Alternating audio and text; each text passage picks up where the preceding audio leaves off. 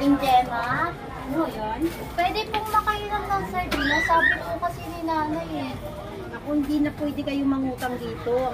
Ang haba-haba na ng listahan nyo. Sige na po Ate Gemma, kailangan na po kasi namin ng mga kapatid ko kumain ngayon eh. Nako, hindi ako naninegosyo dito para lang utangin ninyo. Sabihin mo sa nanay mo, mahaba na ang listahan nyo. Kaya pasensya na, hindi na talaga pwedeng umutang kayo dito. Babayaran nyo muna bago kayo kumuha ulit. Sige na po Aling Gemma, parang awal nyo na po. Ang tagal-tagal na ng utang nyo dito, hindi na nababayaran. Kaya kailangan bayaran nyo muna. Ay, pinaan po. Oy, Chay! Mama, papa mo, lasinggero na naman. Mag-aaway na naman yan mamaya.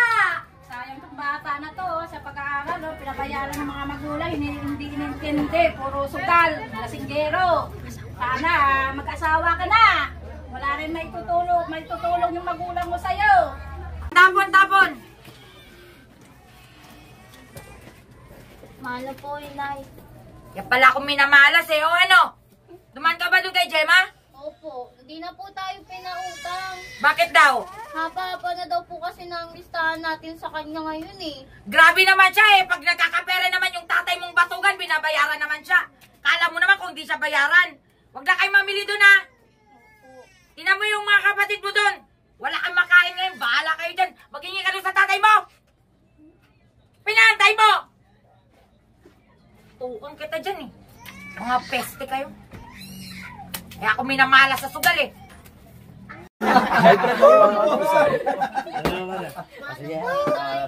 Oh, dumating ka na pala. Si Aling Gemma, hindi na po tayo pinautang. Asan ba yung nanay mo?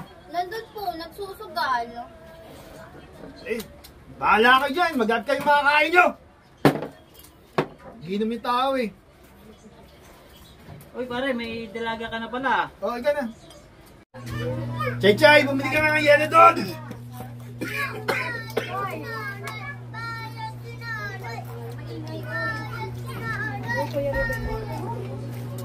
Amin na po yung pambili tayo. Ayan, 20. Ganda ko ah. Hindi mo yung 20. Balik mo sa akin sukli ha. Opo.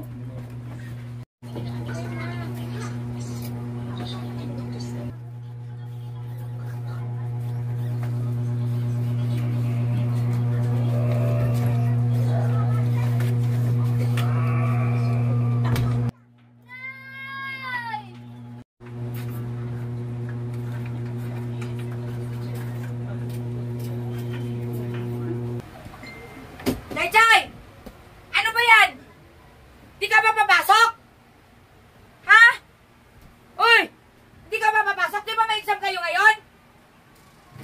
Dami mong drama dyan, bumangon ka nga dyan! Kala mo naman kung may pinagdadaanan ka, sabihin mo kung di ka papasok, mag-asawa ka na! Ano, hindi ka papasok? Bakit, Tay? Anong alam mo sa pinagdadaanan ko? Ano ang pinagsasabi mo dyan? Anong drama na naman yan?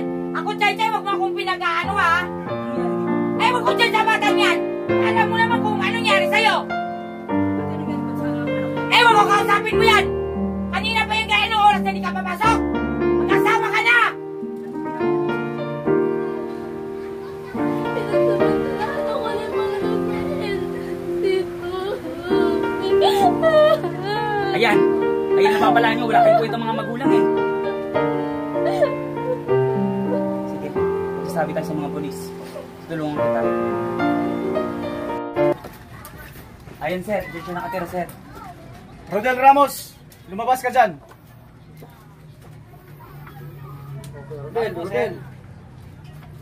Rodel, ikaw ba si Rodel Ramos? Opo.